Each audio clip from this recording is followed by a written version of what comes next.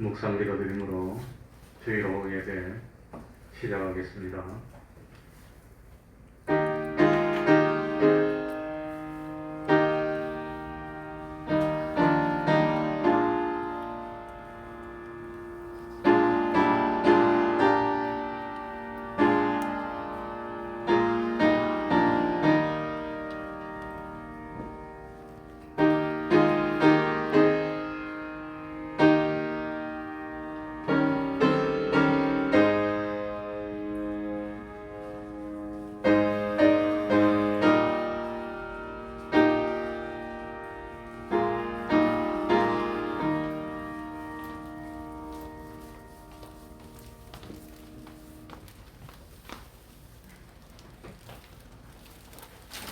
찬송 올리겠습니다.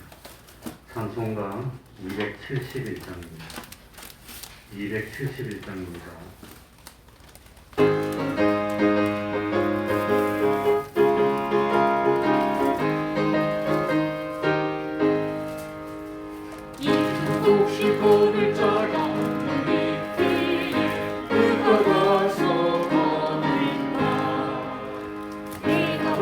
길로서 앉아있을까 어서 찾아받기로 보내주소서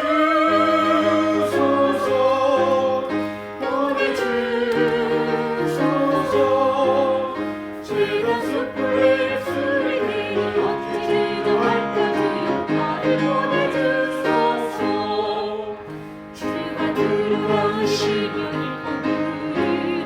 따르는 사랑하는 이는 봅시다 어서 받으러 가자 보내주소서 보내주소서 제가 숯불에 쓰리니 어찌 기도할까 주여 나를 보내주소서 주가 나를 인도하니 어디나 기뻐가 명령 내리실 때 능력 받아서 기뻐 받으리로다 보내주소서 보내주소서 제가 숯불에 입술에 대니 어찌 지정할까 주여 나를 보내주소서.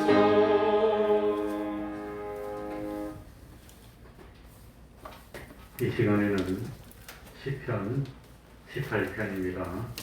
시편 18편 25절부터 50절 끝절까지를 보도하겠습니다.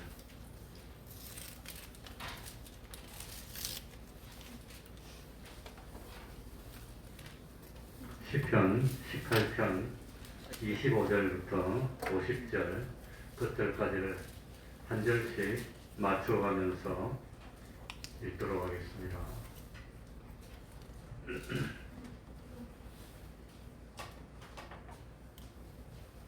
교도하겠습니다.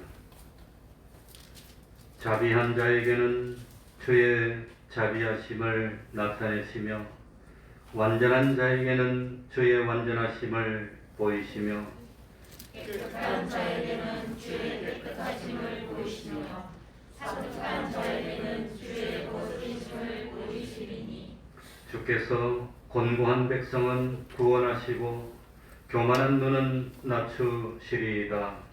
주께서 나의 불을 펴시며 여호와의 하나님이 내 해방을 밝히시리이다.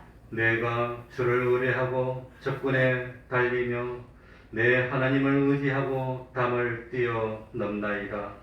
하나님의 눈은 완전하고 여호와의 말씀은 정리하니 저는 자기에게 피하는 모든 자의 강대시로다. 여호와 외에 누가 하나님이며 우리 하나님 외에 누가 반석이뇨. 이 하나님이 힘으로 내게 피 띄우시며 내 길을 완전케 하시며 나의 발로 암사슴 발같게 하시며 나의 높은 곳에 세우시며 내 손을 가르쳐 싸우게 하시니 내 팔이 곧 활을 당기리이다. 주께서 또 주의 구원하는 방패를 내게 주시며 주의 오른손이 나를 붙들고 주의 온유함이 나를 크게 하셨나이다. 내 걸음을 넓게 하셨고 나로 실족지 않게 하셨나이다. 내가 내 원수를 따라 미치리니 저희가 망하기 전에는 돌이키지 아니하리이다.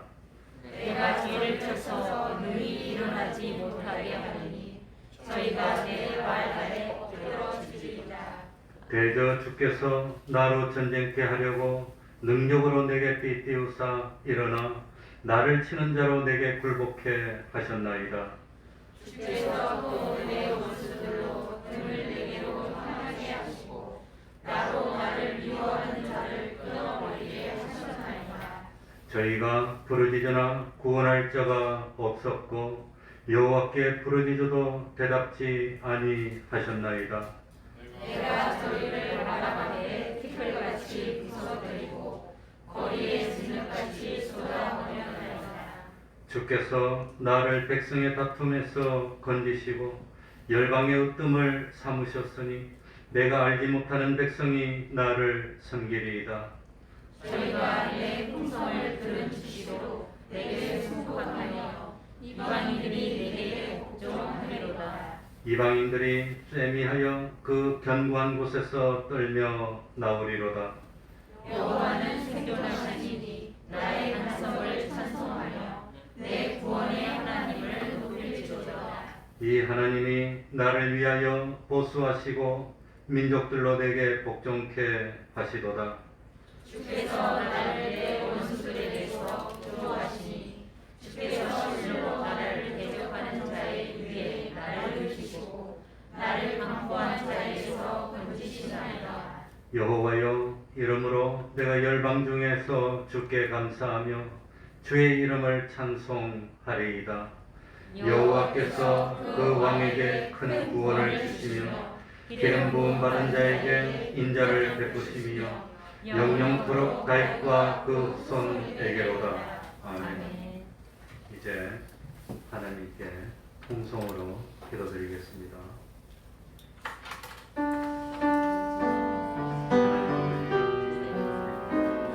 하나님 아버지, 진실로 말씀이시오.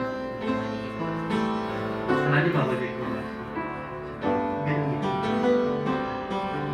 하나님은 유일하시고 하나님은 참으시고 하나님은 참으시고 우리 하나님이 말씀하시옵소서. 하나님 아버지,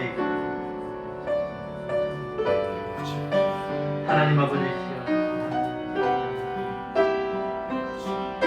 하나님 아버지시여,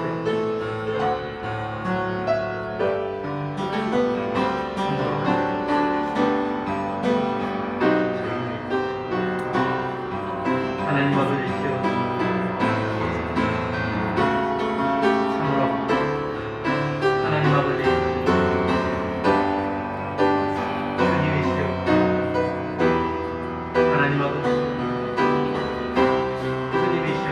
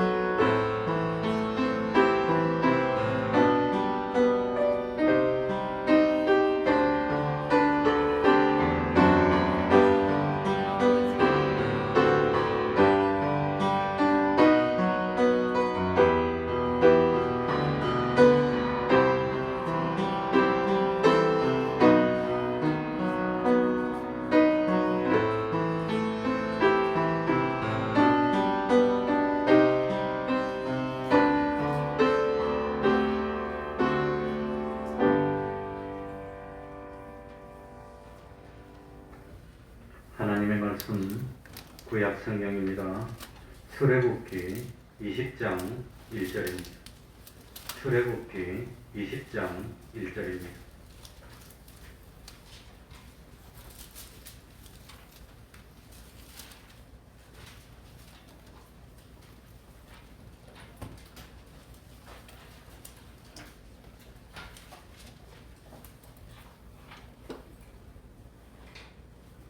제가 읽겠습니다. 출애굽기 20장 1절부터 3절까지를 제가 읽겠습니다. 하나님이 이 모든 말씀으로 일러 가라사대 나는 너를 애굽 땅 종 되었던 집에서 인도하여 낸 너의 하나님 여호와로라. 너는 나 외에는 다른 신들을 네게 있게 말지니라. 아멘.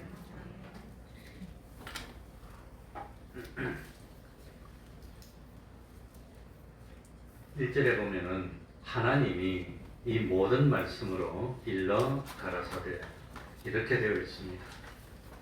이스라엘 자손들이 출애굽한 후에 드디어 시내산에 도착했습니다. 이스라엘 백성들이 시내 광야에 도착할 때까지 여러 가지 어려운 일을 많이 겪었습니다. 홍해를 건너왔고 만나와 메추라기를 보내주시는 하나님을 만났습니다. 반석에서 물을 내시는 하나님의 놀라운 능력을 체험했습니다. 이스라엘 백성들은 하나님께서 애굽의 군대를 홍해바다에 수장시키는 것을 눈으로 직접 보았고 10가지 기적과 이적을 베풀어 이스라엘 백성들이 출애굽하도록 역사하시는 하나님의 능력을 친히 체험했습니다.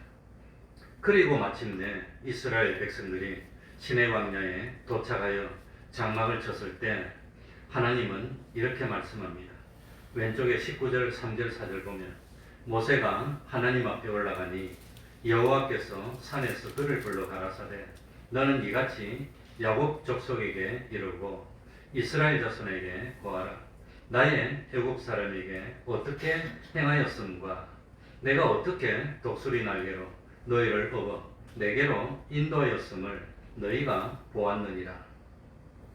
하나님은 이스라엘 백성들을 출애굽시키는 과정을 통해서 온 세계가 다 하나님께 속하였음과 이스라엘 백성들이 다른 백성들에게 대하여서 제사장 나라고 거룩한 나라가 될 것을 약속합니다. 출애굽의 전 과정을 통해서 하나님은 이스라엘 자손들에게 하나님이 어떤 분이신가 하는 것을 보여주고 가르쳐 줬습니다. 하나님을 신뢰하는 믿음을 심어주려고 했습니다. 하나님의 인도하심으로 이스라엘 자손들은 시내산에 도착하여 하나님의 계명을 받습니다. 먼저 출애굽기 19장 5절부터 8절에 보면은 하나님은 모세를 통해서 이스라엘 자손들에게 주시는 언약이 기록되어 있습니다. 우리는 이 언약을 모세의 언약이라고 부릅니다. 무슨 언약이라고 그러지요? 모세의 언약. 세계가 다 내게 속하였나니 너희가 내 말을 듣고 내 언약을 지키면 너희는 열국 중에서 내 소유가 되겠고 너희가 내게 대하여 제사장 나라가 되며 거룩한 백성이 되리라. 너는 이 말을 이스라엘 자손에게 고할지니라. 그래서 모세는 이스라엘 백성들에게 이 하나님의 말씀을 전했고 이스라엘 백성들은 하나님의 말씀대로 행할 것을 하나님께 약속합니다. 이렇게 해서 이스라엘 백성들과 하나님 사이에 언약이 체결이 되었습니다. 그래서 우리는 이스라엘 백성을 뭐라고 부르느냐? 언약 공동체 이렇게 부릅니다. 뭐라고 그러지요? 언약 공동체입니다. 그래서 하나님과 이스라엘 백성 사이에 언약을 체결하고 이스라엘 백성들은 하나님을 믿고 따르기로 약속하고 그 다음에 하나님이 지켜야 될 언약을 주시는 게 그게 뭐지요? 그게 십계명입니다. 그렇게 해서 이제 출애굽기 20장에 십계명을 주신다고 하는 겁니다. 그래 이후에 모세는 시내산에 올라가서 하나님을 만나고 십계명을 받기 위해서 3일 동안 준비를 합니다. 모세만 준비를 하는 것이 아니라 이스라엘 백성 전체가 다 준비를 하는 겁니다. 그래서 이 3일 동안 성결케 하는 시간을 보냅니다. 이 3일 동안 백성들은 다 옷을 빨고 스스로 정결케 합니다. 3일 후에 모세는 하나님을 대면하기 위해서 시내산으로 올라갈 때 하나님은 시내산의 경계를 정했습니다. 이 시내산 하나님이 강림하고 임재하니까 거룩한 것이니까 백성들이 올라오면 죽이겠다고 하는 겁니다. 그래가지고 이 모세는 경계를 정하고 이 안에는 도무지 아무도 들어오지 못하도록 해놓고 우레와 번개와 빽빽한 구름과 나팔 소리로 둘러싸인 시내산으로 모세가 홀로 올라가는 겁니다. 아마 참 이때 하나님을 만나러 올라간 모세의 모습이 아마도 그 후에 이스라엘의 대제사장들이 1년에 단 한 번 속죄일 9월 9일 날 그 참 짐승의 피를 뿌리고 속죄소에 들어가는, 그래서 하나님을 만나는 그 모습을 연상시킵니다. 이래서 이 참 하나님은 드디어 이스라엘 백성들에게 10가지 영원토록 지켜야 되는 계명, 10계명을 주는 겁니다. 근데 10계명을 주는데 제일 첫째 20장 1절에 보니까 하나님으로 시작이 되는 겁니다. 하나님입니다. 하나님. 그런데 이 하나님, 이 모세가 올라가서 이렇게 10계명을 받고 하나님과 언약했던 백성들은 모세가 10계명을 받는 동안에 무슨 일을 합니까? 금송아지 만들어요.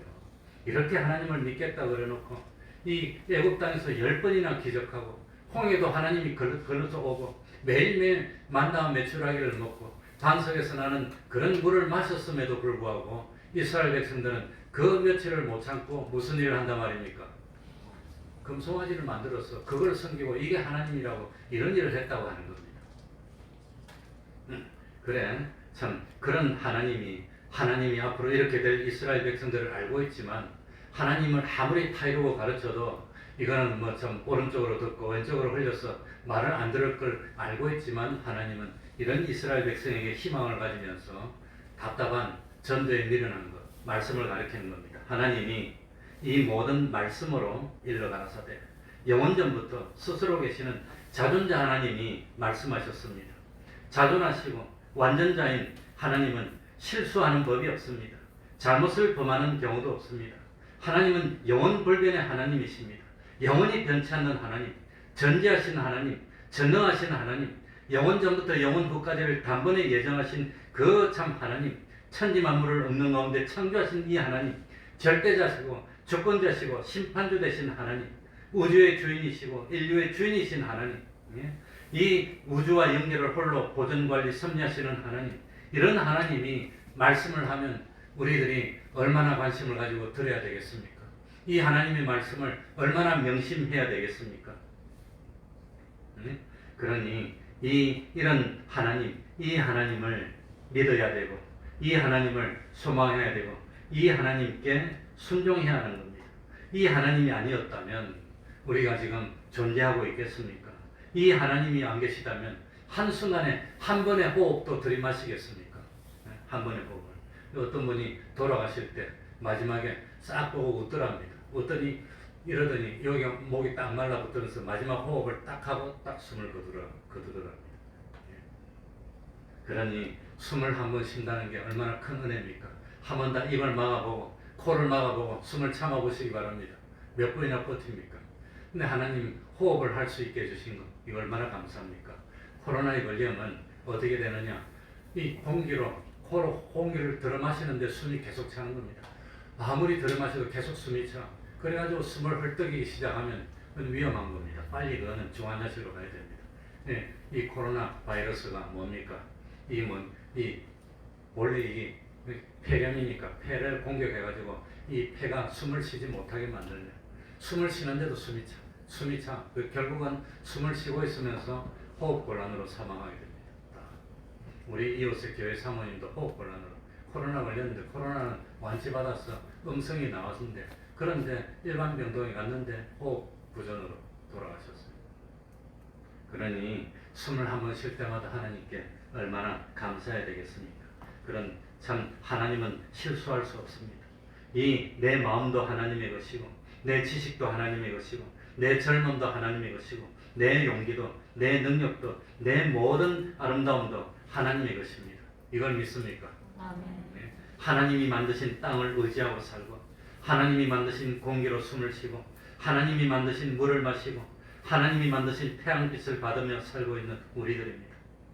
하나님은 한 번 뜻을 정하면 영원히 돌이키지 않습니다. 누구도 하나님의 권위에 도전할 수 없고 누구도 하나님을 대적하고는 살 수가 없습니다. 그 누구도 하나님의 심판을 벗어날 수 있는 존재는 없습니다.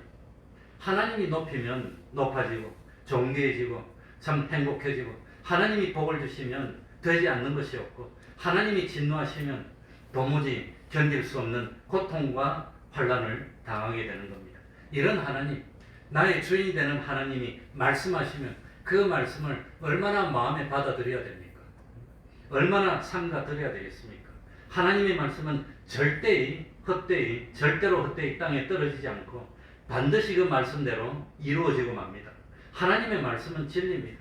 하나님의 말씀은 그 자체로 전능의 능력을 가지고 있습니다. 하나님은 말씀으로 없는 가운데 우주를 창조하셨습니다. 바로 그 하나님이 말씀하는데 우리들이 어떻게 흘려들을 수가 있습니까? 우리들이 어떻게 그 하나님의 말씀을 소홀히 대할 수가 있습니까? 그러니까 참 하나님의 말씀을 믿는 것이 하나님을 믿는 겁니다. 하나님의 말씀에 순종하는 것이 하나님을 섬기는 겁니다. 하나님의 말씀에 따르는 것이 하나님을 따르는 겁니다. 하나님의 말씀을 부인하면 하나님을 부인하는 것이 됩니다. 성경에 기록된 하나님의 말씀을 다 믿습니까? 아멘. 하나님의 말씀을 믿으면 하나님을 믿는 겁니다. 그래, 하나님의 말씀 중에 지극히 작은 것 하나라도 버리고 또 그와 같이 사람을 가르치는 자는 천국에서 지극히 작다 일컬음을 받을 것이고 누구든지 하나님의 말씀을 행하고 가르치는 자는 천국에서 크다 일컬음을 받는다고 했습니다. 하나님의 말씀 한마디에 생사가 좌우됩니다. 하나님의 말씀 한마디에 인생의 실패와 성공이 결정이 되는 겁니다. 하나님의 말씀 한마디에 인생의 실패뿐만 아니라 영원한 생명과 영원한 멸망이 결정이 된다면 이 하나님의 말씀을 얼마나 마음을 기울여서 들어야 되겠습니까? 그러니까 하나님의 말씀대로 순종하면 축복이기로 가고 하나님의 말씀을 거역하면 이거는 방법이 없습니다. 하나님을 대적하고 하나님이 만든 세상에서 어떻게 살 수가 있겠습니까? 그러니 하나님의 말씀을 듣고 순종하여 행하는 것은 반석 위에 집을 짓는 것과 같습니다. 이런 하나님이 하나님을 소개하는데 뭐라고 소개하지요? 2절에 나옵니다. 2절 뭐라고 소개합니까? 나는 너를 어디에서 애굽 땅 종되었던 집에서 인도하여 낸 너의 하나님 누구라? 여호와로라. 약속하시면 틀림없이 지키는 하나님을 강조할 때 여호와를 붙이는 겁니다. 그러니까 하나님이 누구십니까? 참 이스라엘 백성들이 40년을 종살이하던 이스라엘 백성들을 애굽 땅에서 인도하여 내주신 분 바로 그분이 하나님이라고 하는 겁니다. 애굽은 죄악의 상징입니다. 사망의 땅입니다. 하나님을 알지 못하는 사람들이 살고 있는 땅이 애굽입니다. 우상을 섬기는 그런 곳입니다. 참 이 애굽 땅은 겉으로 보면은 풍요의 상징입니다. 풍요입니다. 풍요. 모든 것이 풍족했고 언제나 먹을 것이 넘쳐나는 이런 참 즐거움이 있고 이 배부름이 있는 그런 땅이 애굽 땅입니다. 가나안 땅에 기근이 있을 때 애굽 땅은 기근이 없었습니다. 애굽만 풍요로웠습니다. 그래서 아브라함이 가나안 땅에 왔다가 기근 때문에 견디지를 못해서 먹을 것을 찾아서 떠난 곳이 어디였지요? 애굽 땅입니다. 그래, 애굽 땅은 먹을 것이 많아서 좋기는 좋았는데 하나님을 안 믿어요, 사람들이. 하나님을 안 믿고 욕심대로 살아요. 그러니 애굽 땅에 가보고 아브라함이 두려움을 느낍니다. 잘못하면 큰일 나겠구나. 그래가지고 자기 아름다운 아내를 아내라고 하지 못하고 누구라고 그럽니까? 누이라고 속일 수밖에 없었던. 그래서 아내를 누이라고 속이고 생명을 부지해야 했던 그런 살벌한 땅이 애굽 땅이었다고 하는 겁니다. 죄악이 횡행했습니다. 강한 자가 약한 자를 마음대로 압제하고 있었습니다. 음란이 득실거리는 도적이 난무하는 그야말로 물질 만능의 땅이 애굽이었습니다. 그런데 성경에 보니까 도움을 구하러 애굽에 내려가는 자들에게는 뭐가 있다고 그랬지요? 화가 있다고 그랬어. 도움을 구하러 어디로 가야 되지요? 하나님께 가야지, 하나님께.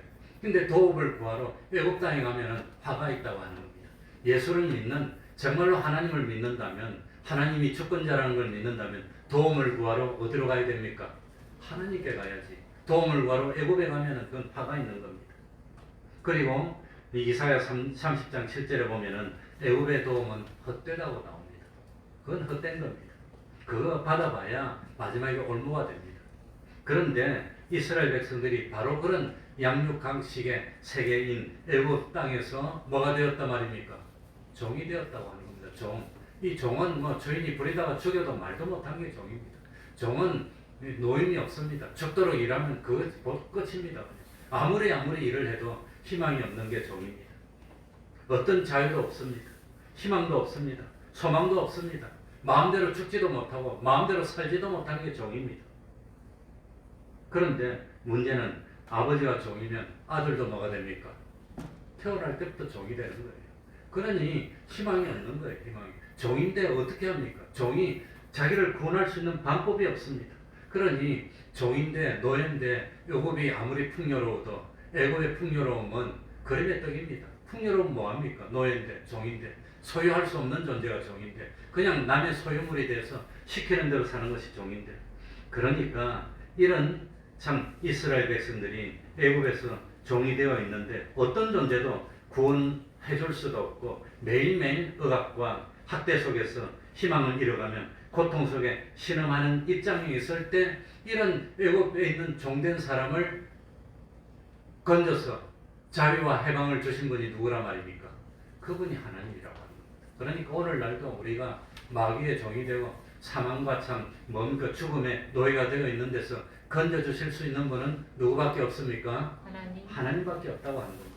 하나님. 바로 이분이 하나님이라고 하는 겁니다. 그러니 스스로의 능력으로는 도무지 불가능한 일인데 하나님의 은혜로 종에서 벗어났다고 하는 겁니다. 자유를 이루게 됐습니다. 그러니 이 세상에서 어느 누구도 해주지 못한 일입니다. 이 종의 신분에서 벗어나 자유와 해방을 누리게 해주실 수 있는 분은 오로지 한 분 하나님밖에 없었습니다. 하나님은 영원한 멸망의 고통 속에서 고난을 당해야 되는 우리들을 아무런 대가도 없이 은혜로 건져주신 분이 하나님이시라고 하는 겁니다. 그래서 은혜로 건져주셨고 마침내 영원한 행복과 영원한 기쁨을 누릴 수 있도록 구원의 길을 열어주신 분이 예수 그리스도입니다. 그러니까 하나님이 심판 주시고 하나님이 주권자신데 이 하나님과 마찰이 되고 하나님과 대적이 되어서는 그거는 존재할 수도 없고 평안을 누릴 수가 없다고 하는 겁니다. 하나님만이 나를 복되게 해주실 수 있습니다. 하나님만이 나를 유익되게 해주실 수 있습니다. 나를 사망의 고통에서 건져주실 수 있는 분도 오로지 한 분 하나님밖에 없습니다. 우리에게 영원한 생명을 주실 수 있는 분도 하나님밖에 없습니다. 우리를 영원한 행복과 기쁨과 영광의 세계인 하늘나라로 인도하여 주실 분도 하나님이신 예수 그리스도 외에는 없다고 하는 겁니다. 그런데 그 누구도 하나님과 대적해서 하나님과 싸워서 하나님을 물리칠 수 있는 존재가 없다고 하는 겁니다. 세상에 존재하는 모든 것은 하나님이 만드신 겁니다. 하나님이 보존 관리 섭리하시고 있습니다. 그렇기 때문에 하나님만이 우리의 소망이고 하나님만이 우리의 희망이고 하나님만이 우리의 피난처가 되시고 하나님만이 우리의 도움입니다. 우리는 하나님만 믿고 하나님만 의지하고 하나님만 바라보고 하나님께 내 모든 것을 맡기고 그리고 하나님만 두려워하고 하나님만 사랑하고 그리고 하나님에게만 뭐하고 복종하는 겁니다. 그래서 저는 동키호테입니다. 힘도 없고 연약하지만 하나님 말고는 두려워하지 않습니다. 나는 하나님 외에 그 어느 누구에게도 복종할 수가 없습니다. 하나님의 말씀에만 순종하는 것이 그게 성도라고 하는 겁니다. 그게 믿는 사람입니다. 이런 하나님께서 참 애굽에서 종되었던 우리를 영원히 자유롭게 해주신 하나님께서 뭐라고 했습니까? 3절입니다. 우리 한번 같이 읽어보겠습니다. 너는 자, 다 같이 읽겠습니다. 시작. 너는 나 외에는 다른 신들을 내게 있게 말지니라. 너는 나 외에는 그러니까 하나님 외에는 다른 신이 있으면 된다는 뜻입니까? 안 된다는 뜻입니까? 그래서 기독교는 타협할 수가 없다고 합니다. 예수 믿는 사람은 지독하고 그냥 양보를 할 줄 모른다는데 하나님이 창조하신 분인데 하나님만 심판 주고 하나님만이 신인데 근데 다른 신을 섬기는 걸 어떻게 양보할 수 있습니까? 어떻게 타협을 합니까? 그건 타협이 안 되는 겁니다. 다만 다른 신을 섬기는 사람을 존중해 줍니다. 인격적으로 대우를 해줍니다. 그러나 그분들은 구원을 받지 못합니다. 대단히 미안한 말이지만 다 지옥에 가야 됩니다. 왜? 믿음이 없이는 구원을 받을 수가 없기 때문입니다. 하나님을 믿는 믿음. 하나님을 믿는 것이 예수님을 믿는 겁니다. 이 예수님을 믿는 거 말고는 구원받을 수 있는 방법이 없는데 어떻게 해라 말입니까? 그러니까 다른 종교를 종교를 존중해주고 인정해주고 믿는 사람을 참 인격적으로 대우를 해주지만 단지 구원은 없는 겁니다. 하나님을 믿지 않으면 대통령이라도 지옥 가야 되는 겁니다. 어떤 누구라도 지옥 가는 그거밖에 없습니다. 그래서 너는 나 외에는 다른 신들을 너에게 있게 말지니라 말지니라. 다른 신이 없다고 하는 겁니다. 신은 오로지 유일하신 하나님밖에 없습니다. 그래서 너는 나 외에는 다른 신을 너에게 있게 말지니라. 이 말을 다른 말로 하면 하나님 중심으로 살아라고 하는 겁니다. 이게 하나님 중심입니다. 누구 중심이죠? 하나님 중심입니다. 하나님 중심. 그래서 우리는 하나님만 앞세우고 하나님 제일주의로 살아야 됩니다. 이걸 하나님 중심, 하나님 제일주의로 사는 것을 이렇게 예수 믿는 것을 신본주의라고 합니다. 무슨 주의지요? 신본주의. 신이 근본입니다. 하나님이 근본이라고. 하나님의 삶의 근본이라고 하는 거예요. 하나님을 섬기는 것을 최우선으로 하고 하나님을 믿고 섬기는 것을 최고의 가치로 삼고 하나님을 최고로 두려워하고 하나님을 제일 사랑하고 하나님을 최고로 귀중히 여기고 그러기 때문에 내가 존재하는 이유도 하나님입니다. 내가 생각하고 움직이는 이유도 하나님입니다. 내가 이 세상에서 어떤 일보다도 최고로 우선순위 제1번으로 놓는 일이 하나님을 믿고 섬기는 겁니다. 그게 하나님 중심입니다. 그래서 참 이 세상의 어떤 일보다도 하나님 말씀에 순종하는 것이 제일 먼저고 하나님께 예배드리는 것이 최고 급하고 중요한 일이고 그리고 심지어 하나님이 오라면 오고 하나님이 가라면 가고 하나님이 어디로 오랍니까? 하나님이 어디로 오라지요? 하늘나라로 오라면 하늘나라로 가는 게 그게 사람입니다. 그게 최고 행복입니다. 그러니까 참 심하게 말하면 하나님이 이제 너 그만 살아야 돼 죽을 때가 됐어 그러면 기쁨으로 생명을 하나님께 전하고 가는 것 이게 성도들입니다. 그러니까 하나님 외에 다른 신을 자기에게 두지 말아야 됩니다. 하나님을 자기의 근본으로 삼아서 삶을 사는 것 이게 믿음 생활입니다. 그런데 하나님을 근본으로 삼고 하나님을 중심으로 살아야 되는데 자기 중심에서 하나님을 빼고 누구를 그 중심에 넣지요? 자기를. 그래서 하나님 중심이 아니라 자기 중심이 되면 그걸 한 글자로 뭐라 한다고요? 그게 악입니다. 그게 악. 뭐가 악이냐? 자기가 중심이 되는 게 그게 악이라고 하는 겁니다. 그래서 참 하나님을 자기의 근본으로 삼고 하나님으로 인하여 동하고 정하는 것이 신본주의입니다. 그런데 참 인간을 근본으로 삼고 자기가 자기의 주인이 돼서 자기가 자기의 원인이 돼서 자기 마음대로 사는 것을 인본주의라고 합니다. 그러니까 신본주의의 반대가 뭐지요? 인본주의. 신본주의는 하나님이 기뻐하고 인본주의는 하나님을 대적하는 겁니다. 하나님 빼놓고 자기가 주인이래. 내가 주인이니까 내 주인이 누구지요? 하나님. 하나님이 내 주인이라고 하는 겁니다. 그런데 자기가 자기 주인으로 여기면 그건 하나님을 대적하고 부인하는 것이 되고 만다고 하는 겁니다. 그래서 인간의 타락은 어디서 어디로 타락하지요? 누구 신본주의에서 무엇으로? 인본주의로 타락하는 겁니다. 하나님 중심에서 누구로 타락합니까? 자기 중심으로. 그래서 기분으로 살지 맙시다. 감정으로 살지 맙시다. 기분 감정으로 사는 짐승입니다. 짐승은 먹을 것만 많으면 최고고 뭐 가진 것만 많으면 최고고 기분대로입니다. 그러나 사람은 기분 감정대로가 아니라 무엇대로? 하나님의 말씀대로 사는 겁니다. 그걸 아무리 강조하더라도 이 자리에서 20년을 강조했는데도 안 되더라고요. 무슨 일생님은 기분대로 해버리고 감정대로 해버리고 말씀이고 뭐고 없어 그냥 그대로 가버리고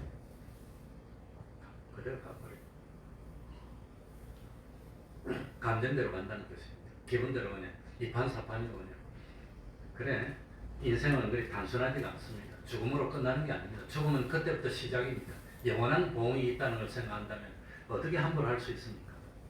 그러니까 참 하나님의 말씀이 자기 지식이 되고 하나님의 말씀이 자기 판단의 근거가 되고 하나님의 말씀대로 움직이는 삶이 이게 참 성도의 신앙생활인데 하나님을 배척하고 자기가 자기 뜻대로, 자기 마음대로, 자기 유익대로, 자기 참 개인적인 어떤 참 기호대로 자기 마음대로 결정하고, 그리고 무슨 일을 결정할 때 육신의 안일과 평안과 유익을 위해서 움직이면 그건 다 하나님을 부인하는 행동이 되고 만다고 하는 겁니다. 그래서 참 하나님이 말씀하신 성경을 근본으로 삼아서 살지 않고 자기가 중심이 되어서 무엇이든지 자기 뜻대로 하고 자기 기분대로 하고 자기 유익되게 한 것은 자기 육신에게 약간의 유익은 될 수가 있지만 이건 하나님을 부인하는 행동이 되고 하나님의 진노를 일으키는 행동이 되는 겁니다. 그래서 타락은 하나님 중심에서 누구 중심으로? 자기 중심으로. 말씀 중심에서 무엇 중심으로? 그럼 뭡니까? 인간 욕심 중심으로 점점 진행되면 그게 타락이라고 하는 겁니다.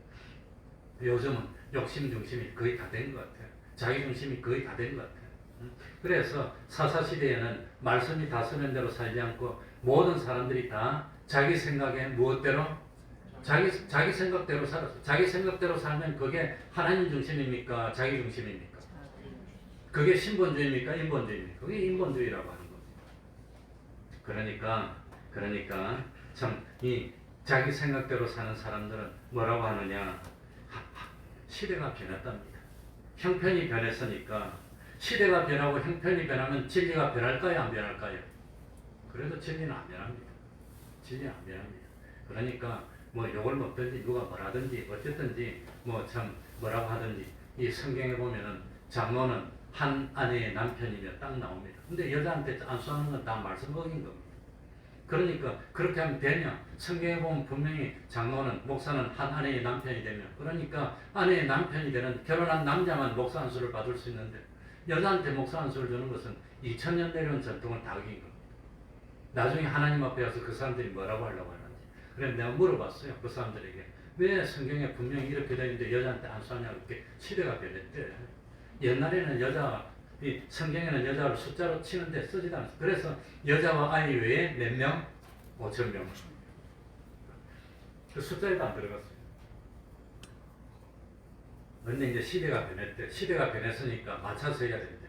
시대가 변하면 진리가 바뀝니까? 안 바뀝니까? 진리가 바뀌는 게 아닙니다. 그런데 시대에 맞추어서 바꾸는 걸 상황인식론이라고 합니다. 상황이 바뀌었으니까 이래야 돼요. 저래야 돼요. 상황이 바뀌었으니까 적당하게 그건 진리를 부인하는 행동입니다. 그러니까 참 시대가 변하고 형편이 변했으니 사람들에게 맞춰야 되고 시대 흐름에 맞춰야 되고 형편 사정에 맞춰야 되고 인간 편의에 맞춰야 되어서 할 수만 있으면 하나님의 말씀을 어겨서라도 편리하게, 부유하게, 편안하게 일반 사람들과 마찰되지 않게 이게 누구 중심입니까? 인간 중심이라고 합니다.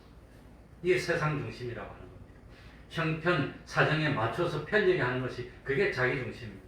그래서 하나님은 우리 모든 것을 원합니다. 하나님은 우리 마음 전부를 하나님께 기울이기를 원하지 다른 데로 기울이는 게 원하는 게 아닙니다. 그래서 성경에 보면은 일부일처입니다. 일부일처. 그런데 이 참 어떤 곳은 보면 뭡니까? 일처다부인 곳이 있습니다. 그건 형편이 어려워서 그런 것이. 저 히말라야 밑에 가면 일처다부입니다. 그러니까 형제들이 한 여자에게 같이 장가갑니다.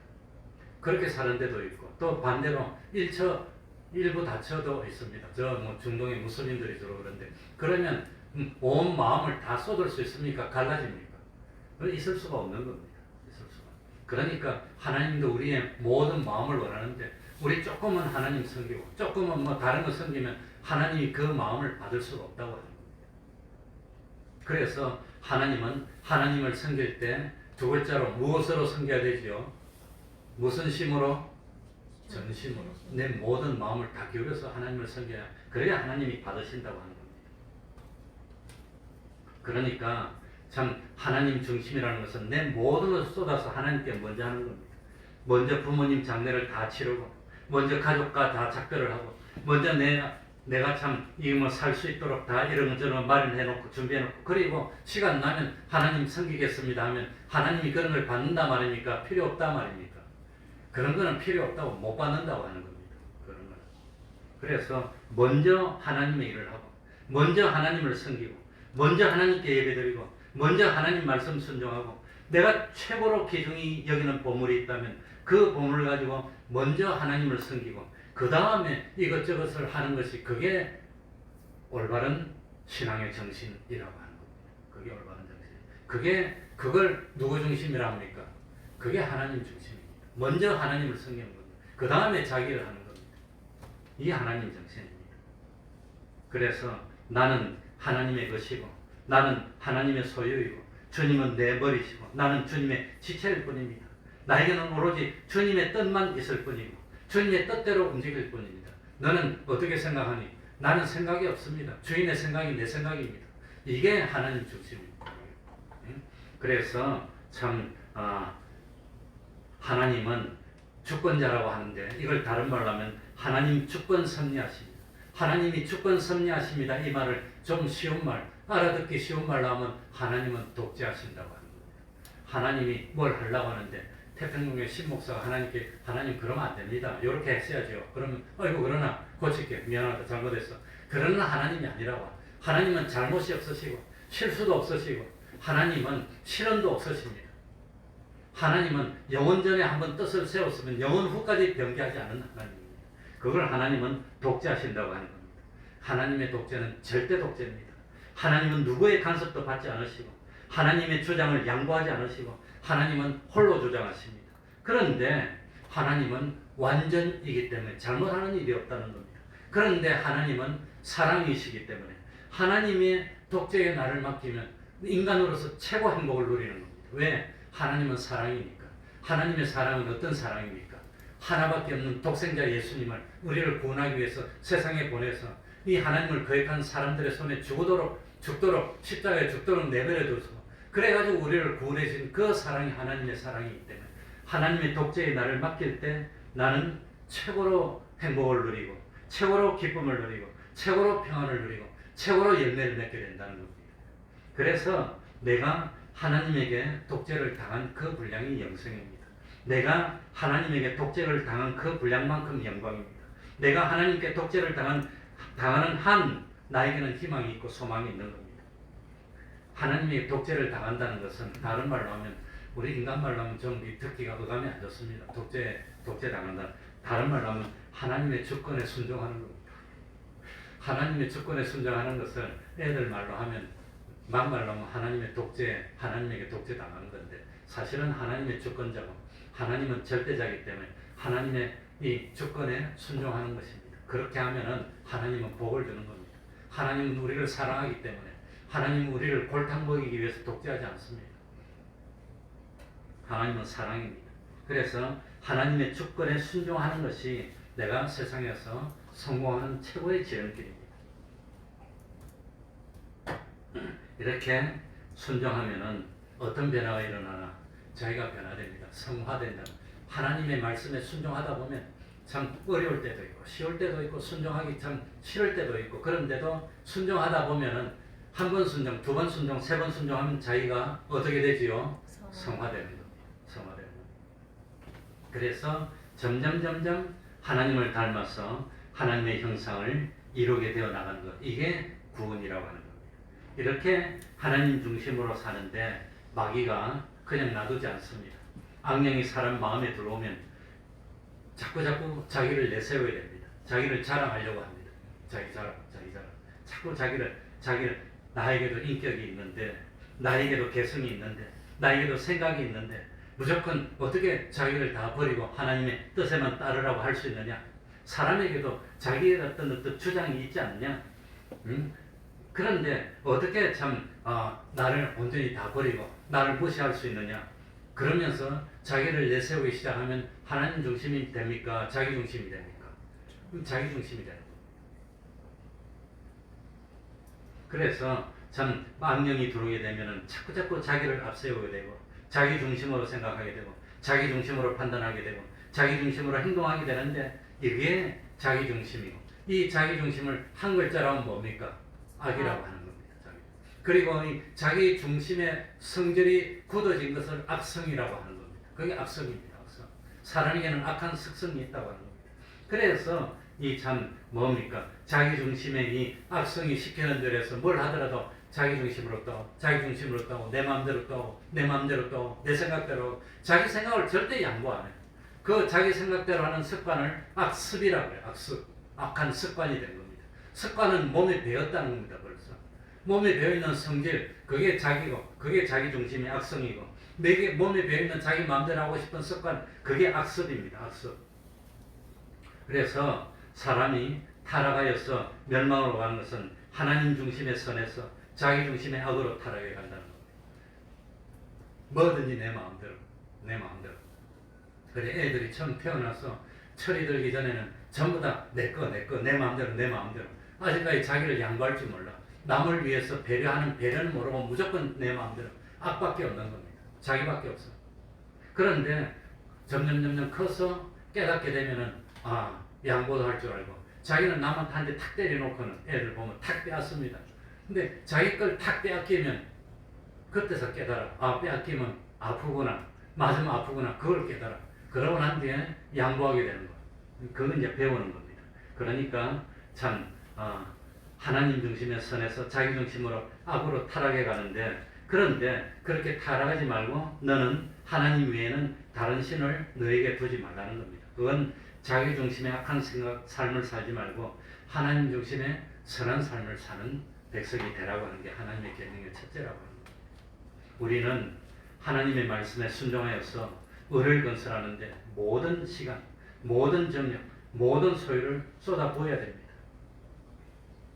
그래서 죽은 자들로 저 죽은 자들을 장사하게 하고, 우리는 하나님의 나라를 전파하는 일에 힘을 쓰는 것이 올바른 일입니다.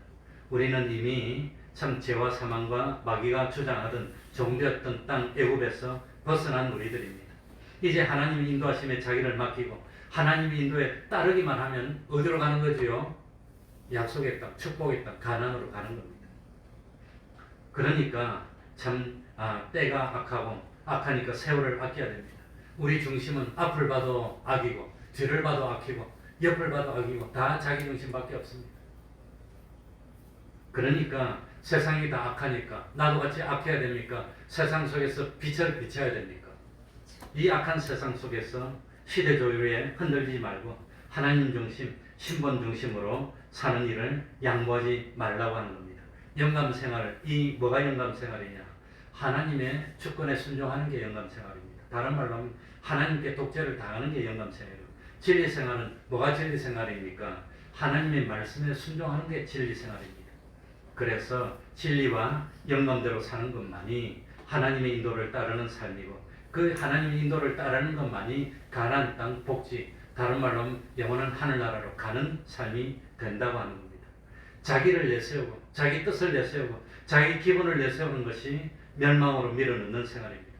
자기 생각대로 하면 어떻게 되지요? 아버지 걸 빨리 받아가지고 멀리 떠나서 내 생각대로 살고 싶은 거, 자기 생각대로 하면 두 글자로 누가 됩니까? 탕자가 되는 거예요. 그래가지고 아버지를 떠나서 이 간섭 없는 데서 내 생각대로 실컷 했더니 죽게 됐어. 죽게 됐을 때 비로소 뭐 한단 말입니까? 돌이켜서 아버지께로 오는 게 이게 회개입니다. 회개. 그러니까 참 늦게 회개하면은 죽을 만큼 고생하는 것이고, 빨리 돌이키면 고생이 덜한 것이고, 둘뿐입니다. 하나님은 하나님이 하늘나라 넣으려고 택한 백성을 하늘나라로 넣는데 실패하지 않습니다. 우리들이 끝까지 말을 안 들으면, 기어코 말을 안 들으면 마지막에 임종하기 직전에, 생명이 꼴딱하기 직전에 이제 내가 걸렸구나 하는 걸 깨닫고 그때 회개해도 하늘나라 가긴 갈 건데, 그때 회개 못하고 가면 어쩔 겁니까? 그럼 지옥 갈 겁니까? 그러니까 하나님이 기회를 주실 때 회개해야 되는데, 마지막으로 재수 없으면 그때 회개하고 하늘나라 가긴 가지만, 하늘나라 갔는데 상을 할 수 있는 뭡니까? 자본이나 죄가 아무것도 없는 그런 구원을 이룰 수도 있다고 하는 겁니다.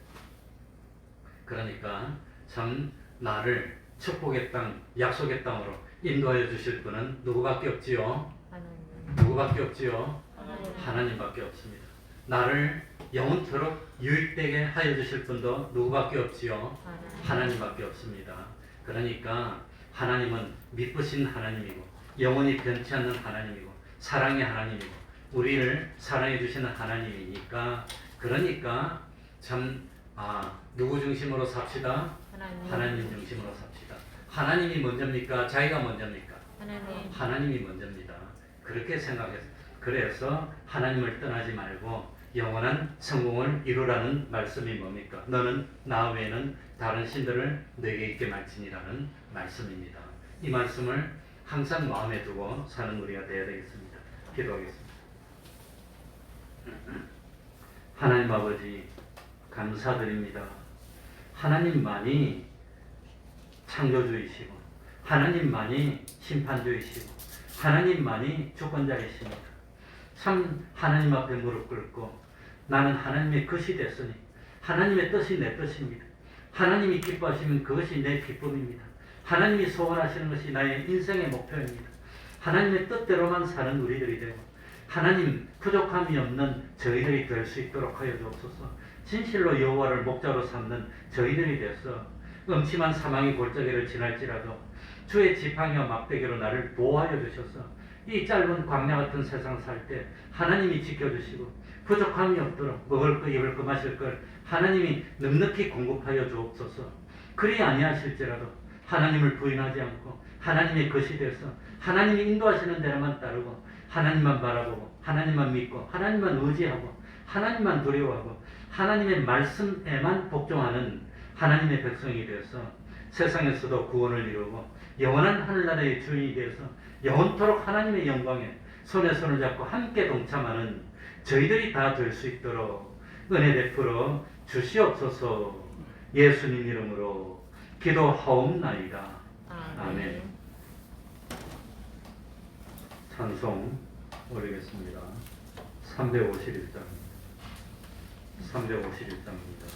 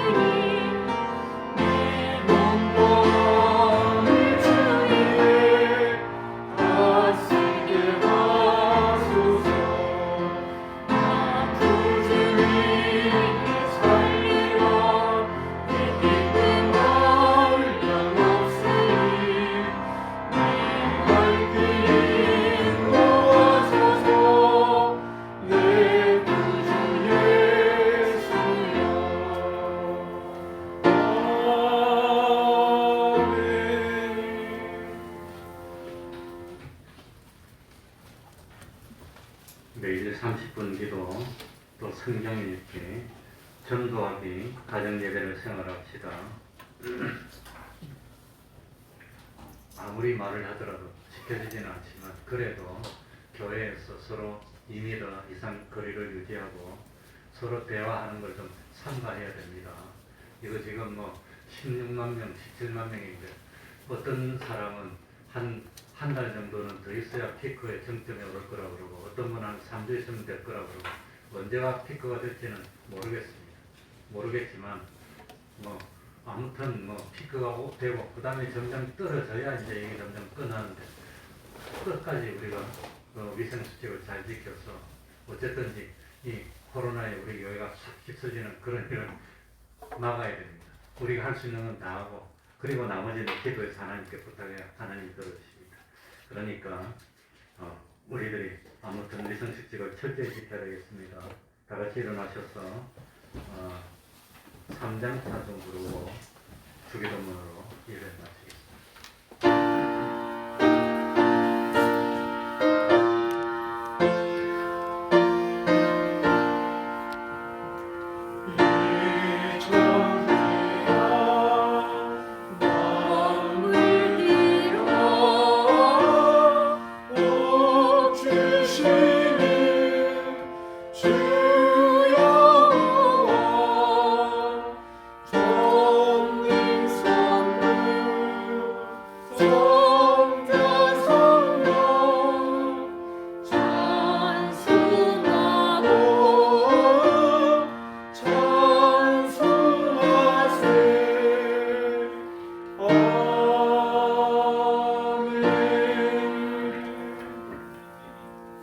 하늘에 계신 우리 아버지여, 이름이 거룩히 여김을 받으시오며 나라의 임하옵시며 뜻이 하늘에서 이룬 것 같이 땅에서도 이루어지이다.